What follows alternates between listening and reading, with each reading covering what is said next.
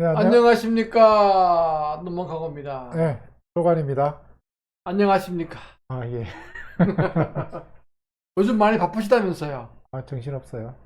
좋으시겠어요. 이렇게 일도 많고. 아니, 그게 좋은 게 아니에요. 왜 아니야. 바쁜 게 좋은 거야, 항상. 안 바빴으면 좋겠거든요. 아니, 진짜, 이렇게, 좋은 거 없이 바쁜 거 있잖아요. 아, 네, 예. 그냥 바쁘기만 하고, 막 음, 스트레스만 받고, 막 그런 거. 왜 그럴까. 그 출래 불사춘이라고. 지금 그런 느낌. 봄이 와도 나한테는 봄도 아니고. 왕소군이가 참 생각나고 그래. 왕소고리가 누구지? 출래불사춘아 하면서 왕소군이는 왜 몰라요? 나는 그거만 알아. 술래불사춘. 그 왕소군이가 너무 이뻐가지고 음, 그 원래는 그 흉노족들이 그 흉노의 선우가 우두머리가 음, 여자를 갖다가 하나 달라 이렇게 정략적인 관계로 그러니까는 제일 못생긴 여자 보내려고 그 그림 그리는 화상한테다가 그 궁녀들 그림 그리고 오라고 그랬는데 왕소군이가 얼굴에 너무나 자신이 있어가지고 그림 그리는 화가한테 뇌물을 안 바친 거예요. 음, 그 되게 못생기게 그렸어요. 음, 그러다 보니까는 왕소군이가 이제 선우의 이제 그 와이프로 음, 이제 돼가지고 이제 그 간 거죠. 음, 다른 애들은 뇌물 받지 않고 이쁘게 그렸는데 음. 그래서 가가지고 이제 위에 보니까는 시집을 갔다가 흉노족 가니까 나무도 없고 그러니까 봄이 와도 그냥 풀밖에 없고 그러니까는 봄이 돼도 봄 같지 않다 그래가지고 그 우리 출래불사춘 조간에 이렇게 모르는 게 없어. 돈 되는 것만 몰라. 돈 안 되는 거 말고. 없어. 아는 것도 그렇습니다. 많고. 아, 지금 그 FCA 하고 있죠? 네, FCA. FCA 그 우리 그 저번 시간에 익스플레니토리 노트 했어요. 네. 그 익스플레니토리 노트를 갖다 잘 이해를 하면 그 각각의 규칙들을 갖다 잘 아는 거죠. 음, 근데 이제 익스플레니토리 노트는 그야말로 뭐예요? 설명문이고 실제로 법적인 구속력이 갖고 있는 거는 A1부터 해가지고 뭐 A10, B1부터 B10까지 해가지고 쭉 이렇게 조문이 할당되어 있는 거. 음, 그것들이 법적인 구속력이 있죠. 그래서 이제 법적인 구속력이 있는 것들을 한번 쭉 보는데 네.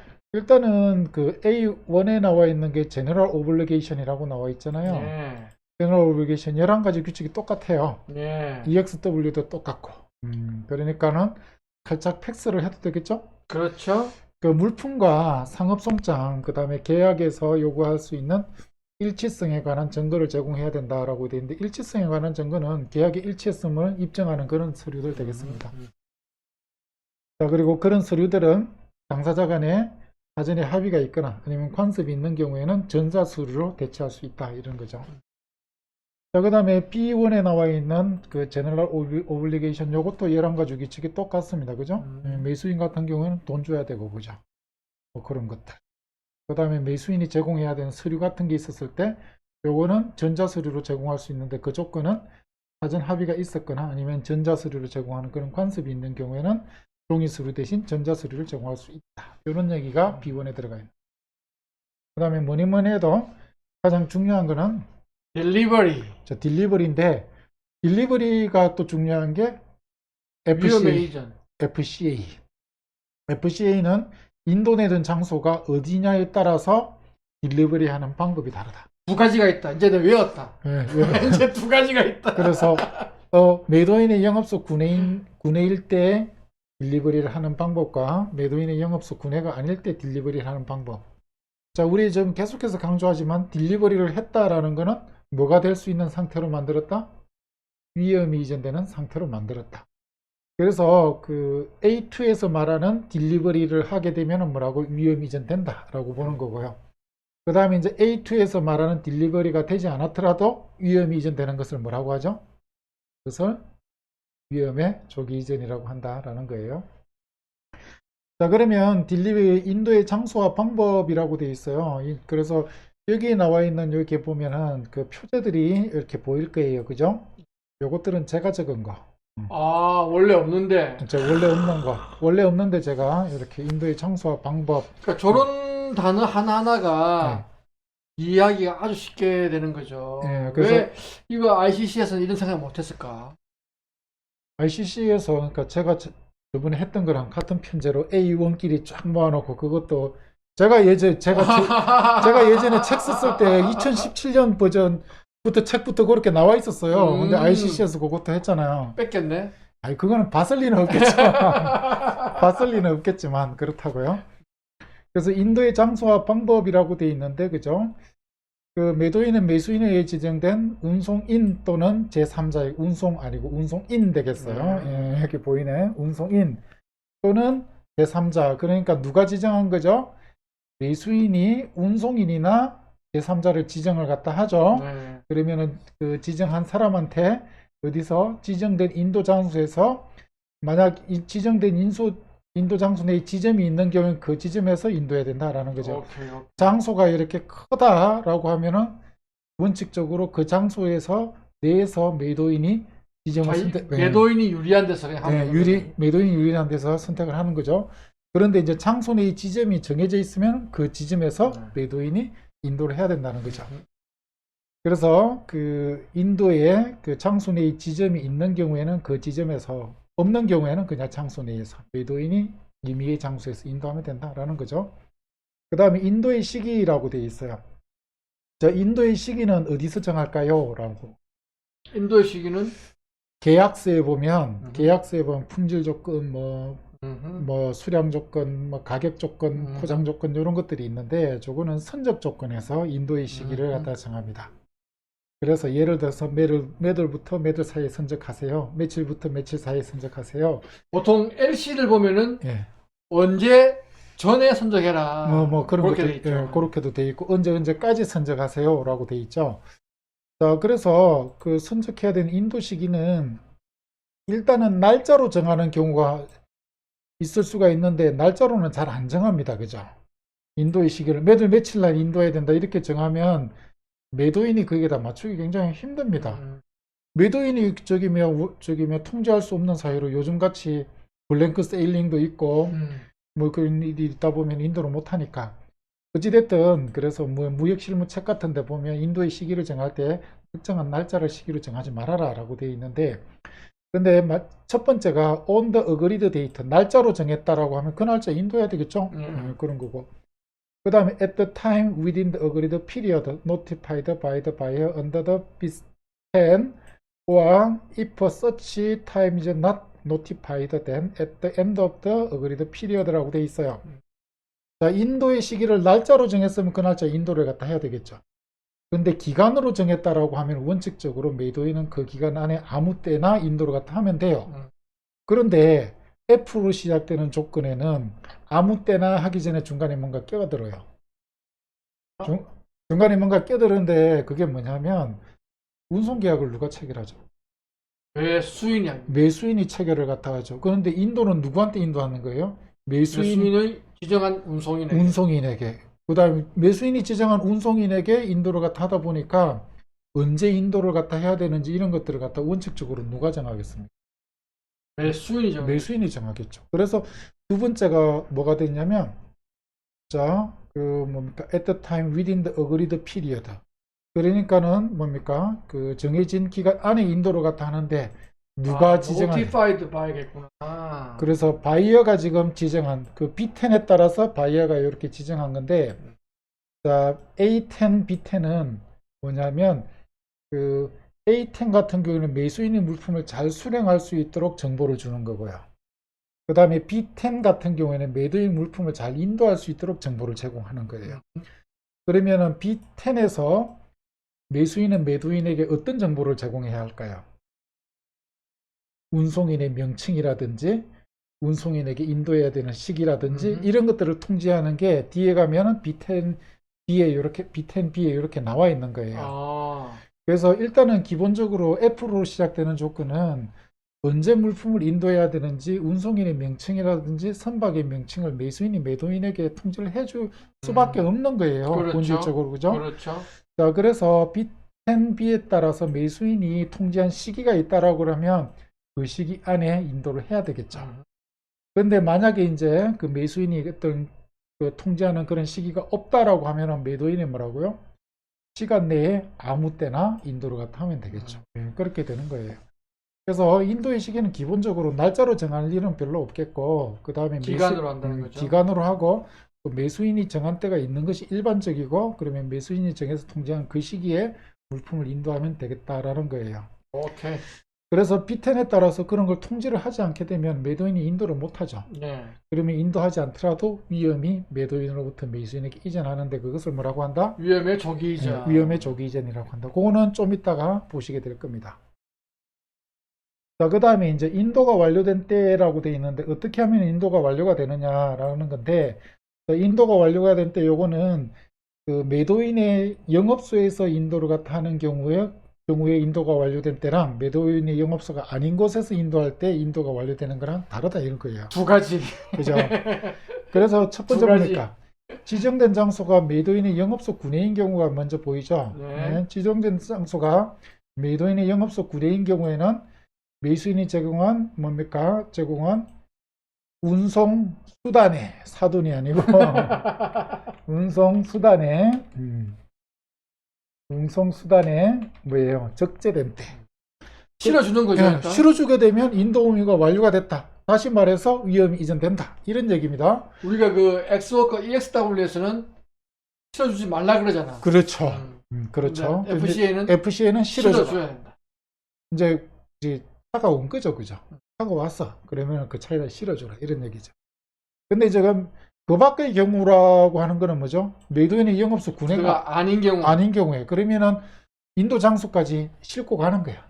인도 장소까지 싣고 가면 먼 데까지 싣고 왔는데 내가 내려줄게.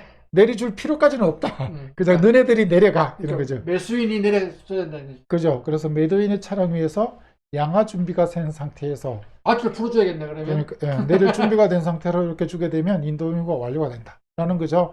그래서 인도가 완료가 된 때 요거는 인도 장소가 어디냐에 따라서 달라지더라라는 거죠. 두 가지. 그죠? 그 다음에 지정된 인도 장소 내 합의된 인도 지점이 없는 경우 11가지 아하. 똑같아요. 장소만 정하면 장소 내 그 지점은 누가 선택한다?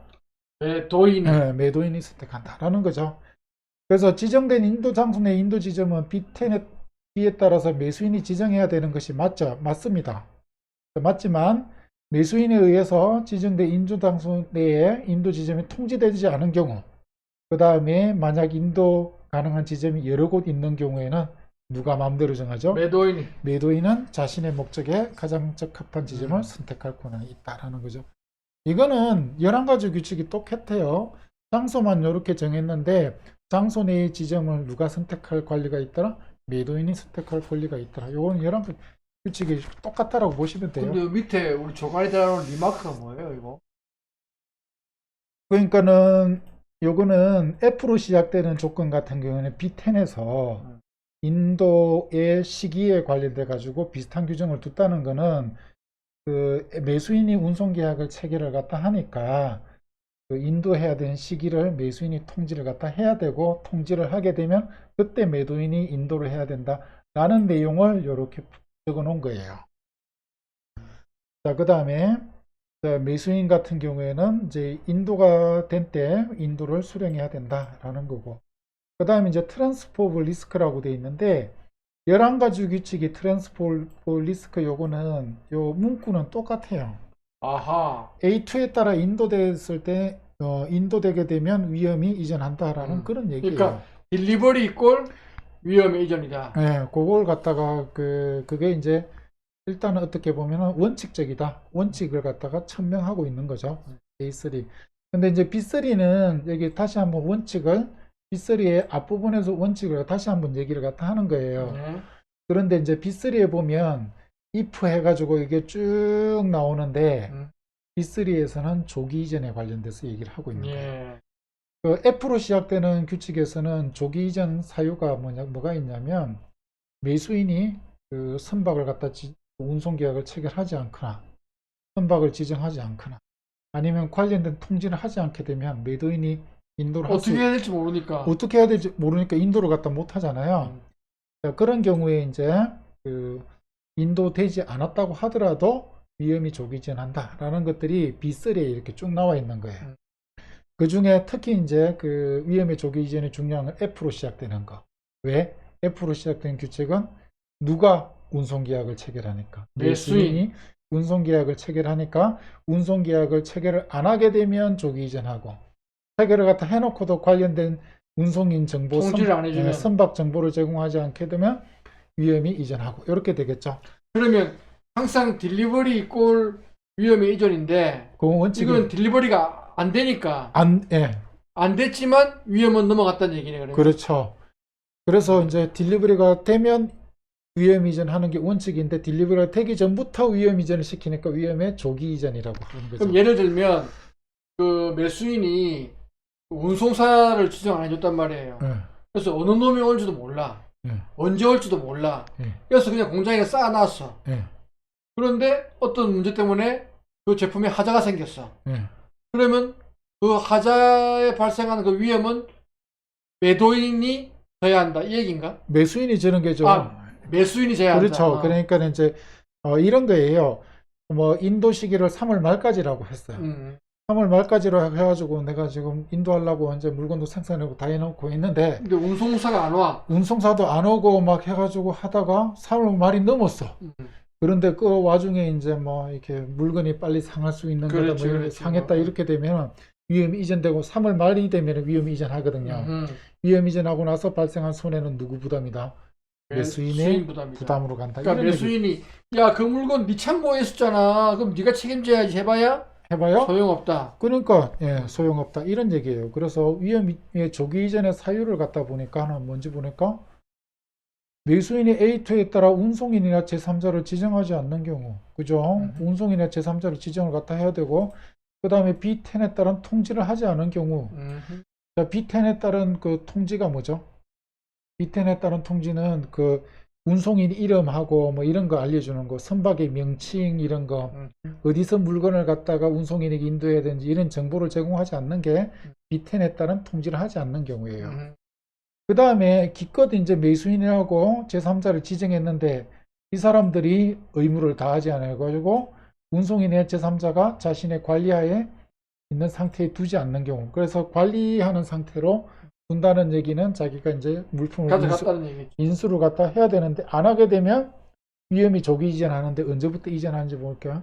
보면 합의된 인도기일로부터라고 되어 있어요. 합의된 인도기일은 인도기일을 날짜로 정한 경우 그 날짜로부터 이제 조기 이전되는 거고요. 그 다음에 이제 매수인이 B10에 따라 선택한 시기로부터, 요거는 매수인이 언제 인도하세요라고 통지를 갖다 하잖아요. 그죠?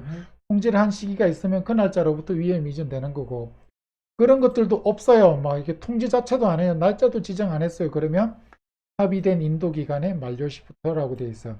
그래서 3월 말까지 선적하세요라고 했는데 3월 말까지 뭐 통지를 하지 않는다든지 운송계약을 체결하지 않게 되면 위험에 이제 이전한다. 3월 말에 위험이 이전해버린다 하는 겁니다. 자, 그 다음에 위험의 조기 이전의 요건이라고 되어 있는데 물품의 계약상의 물품으로 명확하게 특정돼야 된다라는 거죠. 특정이라는 건 뭐죠? 특별하게 이제 이제 특별하게 구분이 되어 있어야 된다는. 그래서 뭐 이런 거죠. 이게 뭐 이렇게 매수인한테 판매된 물건이 따로 구분이 돼 있어야지, 구분 안 되고 막 쌓여 있는데 몇 개가 상했으면 이건 너한테 갈 거였어라고 그렇지, 얘기를 갖다 그렇지. 하면 안 되잖아요. 분리해가지고 분리된 누가 물건, 봐도 알 수 있겠다 이렇게 해놔야겠다. 분리된 상태에서 그 물건에 하자가 생겨가지고 위험 이전을 주장하는 거지, 다른 물건하고 같이 막 섞여 있다가 썩은 거 상한 것만 이게 너한테 갈 거였어라고 주장하면 안 되니까 물품의 계약상의 물품으로서 사실은 좀 애매하다, 그지? 명확하게 특정되어야 된다. 요걸 조건으로 하고 있습니다. 그럼 여기까지 할까요? 그렇죠. 오늘은 여기까지 하는 걸 합시다. 그 조기 이전도 중요하고 FCA 같은 경우에는 그 다음에 인도의 장소가 어디냐에 따라 가지고 이렇게 인도의 방법 두 가지 그렇게 생각을 갖다 하시면 될 것 같고요. 오늘은 여기까지 하고 다음 시간에 나머지는 크게 중요한 거 없는데 빠른 시간에 이렇게 살펴보도록 하겠습니다. 수고했습니다. 네, 수고하셨습니다.